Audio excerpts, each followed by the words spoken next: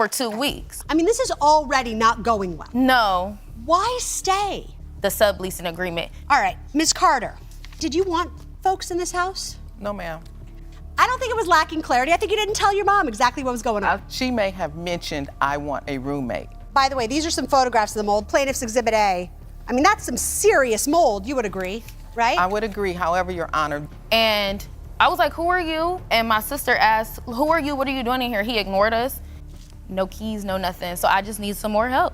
Okay, I have nothing further. All right, thank you all. This type of unstable situation. At that point, she hadn't cut off her lease. My lease was ending though. So I said, I'm paying exiting rent where I'm leaving. I'm married, but I was still working here until I retired. So I Okay. would go back and forth. I retired 2 years ago Yes. And do you agree? in one bedroom.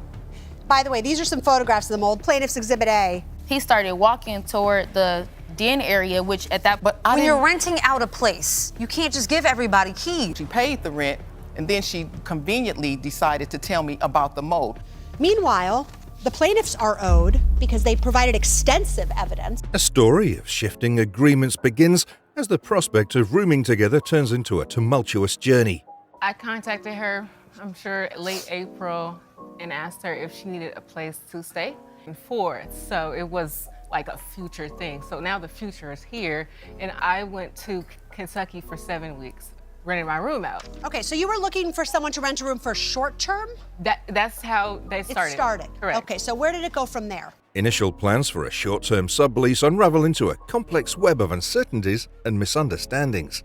it would be me, my sister, and my cat. We had those text messages. Okay. I've seen that. So you're not coming without them. Right. Okay. So she agreed her things in that room and would be coming to retrieve the rest of them to take them with her to Louisiana. All right. When did this turn into something more long-term?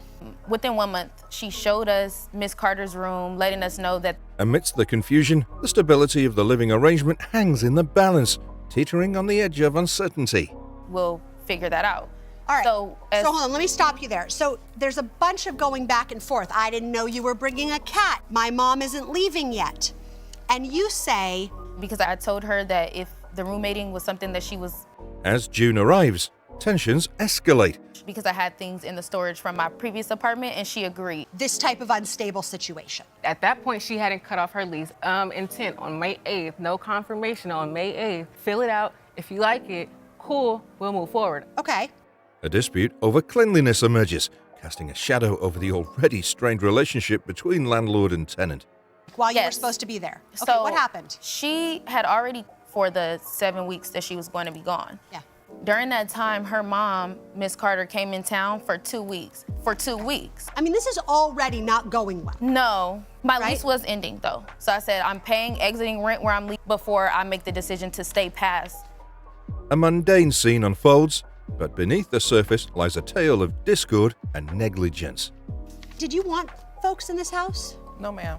And I know that it's kind of difficult by herself, paying the correct, to help Okay. her help me maintain my property. Okay. I'm married, but I was still working here until I retired. So I Okay. would go back and forth. I retired 2 years ago. When she said they were going to be there when we came to move, I thought they were only house sitting.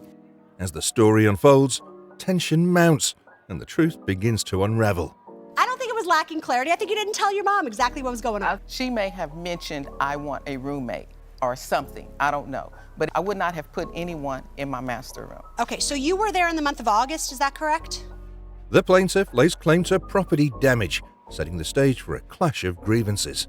The den area All right. well, and the since- backyard. Okay. So I since didn't, you raised the issue of cleaning, Yes. and do you agree? in one bedroom. By the way, these are some photographs of the mold. Plaintiff's Exhibit A. Once I was made aware of the black mold Okay. in the home, they cleaned it. They told her she could move back in. Amidst the accusations, the judge seeks clarity on the outstanding rent owed by the defendant. Okay. Then she decided to pay me $900, just that. There's mold. Oh, can I have the money back? How do you clean your room and don't see the mold coming? Tensions rise as the defendant's payment history comes under scrutiny. The trash that was outside is actually trash that taking out of the house. There's one trash bin, not a single finger to wipe. We take out the trash cans. We do all of that. We So do the listen, cleaning. to you, Milania, there were people that would. There was a man that walked into the house about With each revelation, the courtroom atmosphere thickens with anticipation. 7 p.m. around the time I got off work. I just got out the shower. He started walking toward the den area, and I was like, who are you? And my sister asked, he walked back toward the front door. He didn't say anything. He just walked out. How do you address what they just said? How do you respond? The judge grapples with the complexities of the case. Amidst accusations and excuses, the courtroom becomes a battleground of conflicting narratives. What happened is I have a nephew who has keys to my house, but I told him, you know, you can check on Teresia. He didn't even know When you're renting out a place, you can't just give everybody keys. I understand. You're correct. Okay. He should not be coming there. I did not know he... You say you're suing for property damage? Yes. What was ruined? How much is the value of that property? It's about $2,000. And you have receipts for that? With the courtroom in recess, the fate of the parties hangs in the balance. Yes. Oh, some of the stuff I didn't have receipts for, so I ended up... According to you. I think it's like $5,400. How much rent do you owe? All right, so November, December. We got her How money much back. does that add up to? To me, cash at me and not my daughter. There's mold here. We need... She paid the rent, and then she conveniently decided to tell me about the mold. In a twist of fate, it seems the scammer has been outsmarted. So I'm saying this is a setup. So you send me money, new mold was growing, and then you decide she wanted the money back so she could... The January? I paid in February. Did after our phone call. What about March? Okay, hold on. Oh, what sorry. about April? Revealing the complexities of landlord-tenant dynamics. Since you have not been paying rent in November, December, January, March, $5,000 saved up from the rent you should have been paying. Apartment, I got accepted, and apparently it was like a scam. No keys, no nothing. So I just need some more help. You're excused while we deliberate. This courtroom is now in recess. Despite the chaos, a semblance of justice emerges. This is gonna than it should, but the scammer got Bendon, the daughter, quick scheme plaintiffs that was gonna didn't really tell mom what was going on. As the judge weighs the evidence and delivers a verdict.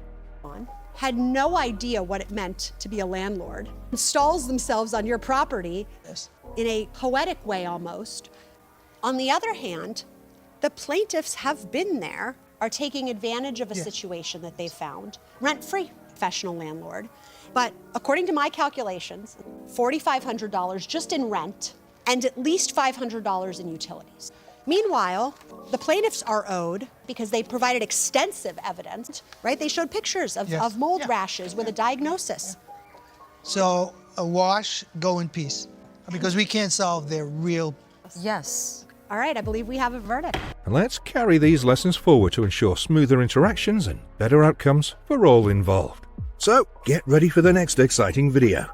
Remember to click the like button, subscribe for more legal dramas, and tell your friends about the thrill of the courtroom. Stay tuned for more amazing cases and thrilling legal experiences. Until next time.